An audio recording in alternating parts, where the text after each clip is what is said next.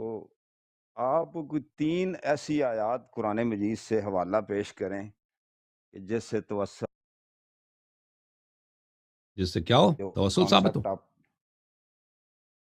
جی جس طرح یعنی کہ شہداء کے بارے آپ بیان کر رہے تھے، شہداء سے بھلے تو انبیاء کا درجہ آپ کی ہی بیان سے سن رہے تھے، تو انڈرسٹوڈ ہے کہ دیکھیں وہ تو یہ کہ آپ مثلا قرآن مجید میں اعوذ باللہ من الشیطان الرجیم، میں آپ کی خدمت میں قرآن کے 1 2 3 آیت پڑھوں کہ اللہ تعالیٰ نے رسول صلی اللہ علیہ وسلم کی عطا کو اپنی عطا قرآن مجید میں کہہ دیا۔ جی میں آپ کو قرآن سے نکال دوں جی ہاں،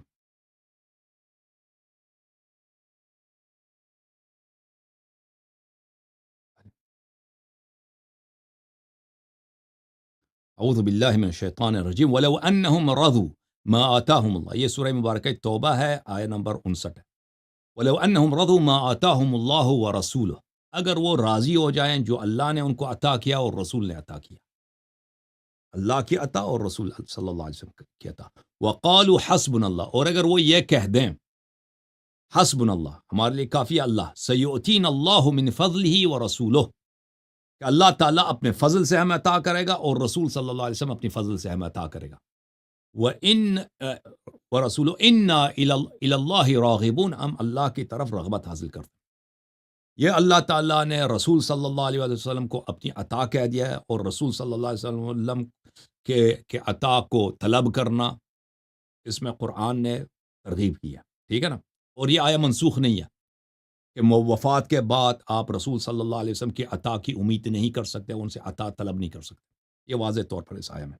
اچھا، پھر اگلا آیا ہے پھر سورہ توبہ میں آیہ نمبر 74، اعوذ باللہ من الشیطان الرجیم، یحلفون باللہ ما قالوا ولقد قالوا کلمۃ الکفر، یہ منافقین انہوں نے یہ قسم کھاتے ہیں کہ ہم نے وہ بات نہیں کی ہے، لیکن اللہ کی قسم انہوں نے کلمہ کفر ادا کیا تھا۔ یہ کلمہ کفر کیا ہے، اس کی بڑی بحث ہے کہ انہوں نے کیا بولا تھا، ٹھیک ہے نا۔ وَكَفَرُوا بَعْدَ إِسْلَامِهِمْ، یہ مسلمان ہونے کے بعد یہ کافر ہو گئے تھے۔ وَهَمُّوا بِمَا لَمْ يَنَالُوا، انہوں نے رسول صلی اللہ علیہ وسلم کو عقبہ میں قتل کرنے کی کوشش کی ہے، ان کی اونٹنی کو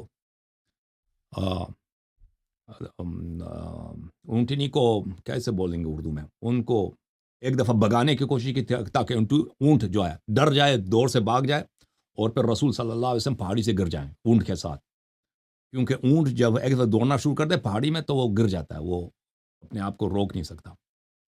تو انہوں نے یہی کوشش کی تھی، لیکن یہ اس مقصد تک کامیاب نہیں ہوئے۔ اچھا، وما نقموا، ان کا کھینا رسول صلی اللہ علیہ وسلم کے ساتھ کیوں ہے؟ الا ان اغناہم اللہ ورسولہ من فضلہ، رسول صلی اللہ علیہ وسلم کا کوئی ان پہ کوئی ظلم نہیں ہے، اللہ اور رسول نے اپنے فضل سے ان کو بے نیاز کر دی۔ واضح ہے یہاں پر کہ اگر کہہ دے کہ کیا رسول کا بھی فضل ہوتا ہے، اللہ کا بھی فضل ہوتا ہے؟ جی ہاں، رسول کا صلی اللہ علیہ وسلم کا بھی تفضل عطا ہے، اور اللہ تعالیٰ کا بھی ہے صلی اللہ علیہ وآلہ وسلم۔ اچھا، پھر اگلا آیت، ولو انہم، بھلے آیہ کیا ہے؟ اذا جاؤک فاستغفر اللہ واستغفر لهم الرسول صلی اللہ علیہ وآلہ وسلم لوجدوا اللہ توابا رحیما ولو انہم ظلموا انفسهم فجاؤک، آیہ میں بھول گیا، میں آیہ کو ایک دفعہ میں آیہ کو دیکھ لوں تو بہتر ہے۔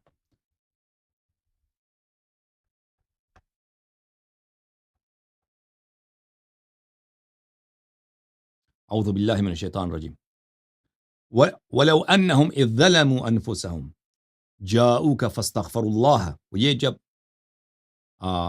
گناہ کرتے ہیں بھلے اور آتے ہیں اللہ سے استغفار کرتے ہیں، واستغفر لهم الرسول، اور رسول صلی اللہ علیہ وآلہ وسلم کے لیے استغفار کرتے ہیں، لوجد اللہ توابا الرحیم، پھر اللہ تعالیٰ ان کا توبہ قبول کرتا ہے اور اللہ تعالیٰ ان پہ اپنی رحمت نازل کرتا ہے۔ تو یہ سب آیات دلالت کرتی ہیں کہ رسول، اور یہ آیہ بھی نسخ نہیں ہوا ہے کہ منسوخ ہے، یہ آیات ابھی جس طرح رسول صلی اللہ علیہ وسلم کے حیات طیبہ میں یہ آیات صحیح تھی، رسول صلی اللہ علیہ وسلم کے وفات کے بعد بھی یہ آیات ابھی تک یہ منسوخ نہیں ہے، ان کے حیات میں بھی ہم سے طلب کر سکتے ہیں، ان کے وفات کے بعد ان کے فضل، ان کے عطا طلب کر سکتے ہیں، ٹھیک ہے نا۔ یہ 3 آیتیں 4 آیتیں آپ کی خدمت میں پیش کر دیا. مزید بولیں. اور اصلی قرآن کو تو بکری کھا گئی ہے نا. ایک منٹ بھائی، آپ کون میوٹ ہے بھائی؟ آپ ادھر پیچھے سے میوٹ ہے. صاحب آپ میوٹ ہے. طارق صاحب آپ نے کی میوٹ کیا اپنے آپ. سورہ کس سورہ سے ہے سر؟ یہ آخری آیا جو میں نے پڑھا ہے سورہ نساء آیا نمبر 64 ہے.